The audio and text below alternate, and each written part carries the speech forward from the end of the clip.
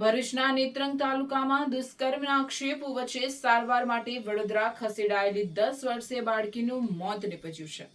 પરિવારજનોએ આક્ષેપ કર્યો છે કે બાળકી સાથે નરેશ વસાવા નામના યુવકે ખેતરમાં લઈ જઈ દુષ્કર્મ આચર્યું હતું। આ ફરિયાદના આધારે નેત્રંગ પોલીસે યુવક વિરુદ્ધ પોક્સો એક્ટ સહિતની કલમો હેઠળ ગુનો નોંધ્યો હતો, પરંતુ પોલીસના નિવેદન મુજબ મેડિકલ ચેકઅપ દરમિયાન બાળકીના શરીર પર દુષ્કર્મ દર્શાવતા કોઈ ઈજાના નિશાન મળ્યા નથી। પોલીસનું કહેવું છે કે પ્રાથમિક રિપોર્ટ અનુસાર બાળકીનું મોત બીમારીના કારણે થયું હોવાની શક્યતા વ્યક્ત થઈ રહી છે। હાલમાં પોસ્ટમોર્ટમ રિપોર્ટની રાહ જોવાઈ રહી છે। પોલીસનું કહેવું છે કે પોસ્ટમોર્ટમ બાદ જ મોતનું સાચું કારણ સ્પષ્ટ થઈ શકશે। બીજી તરફ પરિવારજનોએ ચોક્કસ તપાસની માંગણી કરી છે, ત્યારે પીએમ રિપોર્ટમાં શું ખુલાસો થાય છે તે જોવું રહ્યું। એની કાકી કહે છે કે ચાલ તને સારું નહીં લાગતું એટલે આજે 3 દિવસથી તું નાહી નથી, આજે તને નવડાવી દેમ। એના કાકી નવાણિયામાં લઈ ગઈ, નવડાવ્યું એટલે નવડા માટે લઈ ગઈ અને કપડાં ઉતારે જોયું એટલે સુંદર કાયાની જગ્યા બધી સોજી ગયેલી હતી। સોજી ગયા પછી કાકીએ પૂછ્યું કે આ તારી સાથે આ શું થયું છે? તો કાકી કોઈને કહેતી નહીં, તો મને ચપ્પુથી મારી નાખવાની ધમકી આપેલી છે।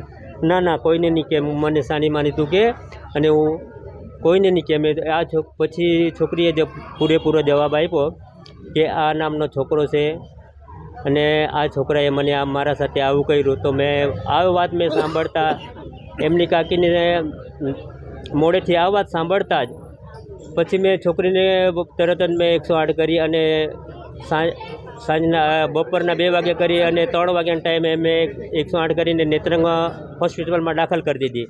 એ તો ત્યાં સારવાર ના મળી, તો મેં એ લોકોને દવાખાનામાં મૂકી અને રાતના 2 વાગે પહોંચ્યો રાતના। અને તમે સયાજી હોસ્પિટલમાં લાયા? ના, ત્યાં નેત્રંગમાં સયાજી હોસ્પિટલ તમે લાવ્યા? હા। તો શું પછી થયું? ડૉક્ટરે શું જવાબ આપ્યો? ના, અમે ત્યાંથી પછી રાજપીપળા આવ્યા હતા। રાજપીપળા અમે લગભગ 21 તારીખ સુધી રાજપીપળા રહ્યા। પછી ત્યાંથી ત્યાંના ડૉક્ટરો કહે છે કે આ છોકરીને કોઈ બીજી બીમારી છે, તમે આગળ લઈ જાઓ। તો પછી મેં કીધું આગળ લઈ જાઓ તો કઈ લઈ જશું? તો બરોડા તમને રિપેર કરી આપું। મેં કહ્યું સારું, બરોડા કરી આપો।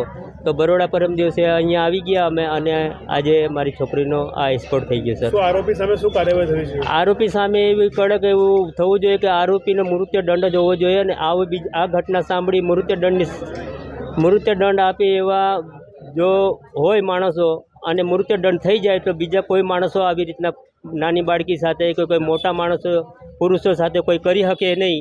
એવી રીતના આને કડક ને કડક કાયદા અમલ કરી અને આને મૃત્યુ દંડ તાત્કાલિક આપવો જોઈએ એવી મારી વિનંતી છે। પોલીસે કે તમને સમાધાન કરવાનું દબાણ કર્યું? હા, પોલીસે અમને સમાધાન કરવા અને પોલીસ જમાદાર જે છે એ 3 લાખ રૂપિયા સુધી મને આપવાના તૈયાર થયા। તો મેં એમ કીધું કે મારા 3 લાખ રૂપિયા નથી જોતા, પણ મને ન્યાય જોઈએ છે।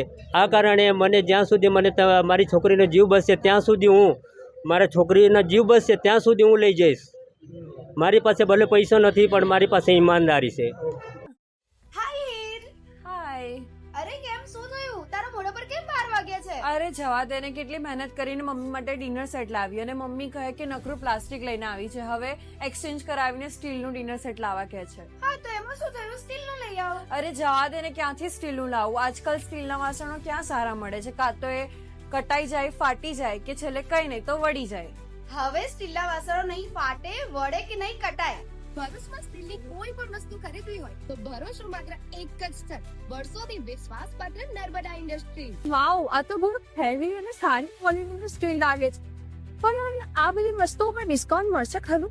અરે આ બધી વસ્તુ તને હોલસેલ ભાવમાં મળી જશે। ભરૂચના બધા હોટેલ્સ વાળા, કેટરિંગ વાળા બધા અહીંથી જ વાસણો ખરીદે છે। માત્ર ભરૂચમાં જ નહીં પણ વિદેશમાં પણ નર્મદા ઇન્ડસ્ટ્રીના ટ્રાયપ્લાય વાસણોની ખૂબ જ માંગ છે, એટલે જ વિદેશમાં રહેતા લોકો વાસણો ખરીદવા માટે નર્મદા ઇન્ડસ્ટ્રીને જ પસંદ કરે છે।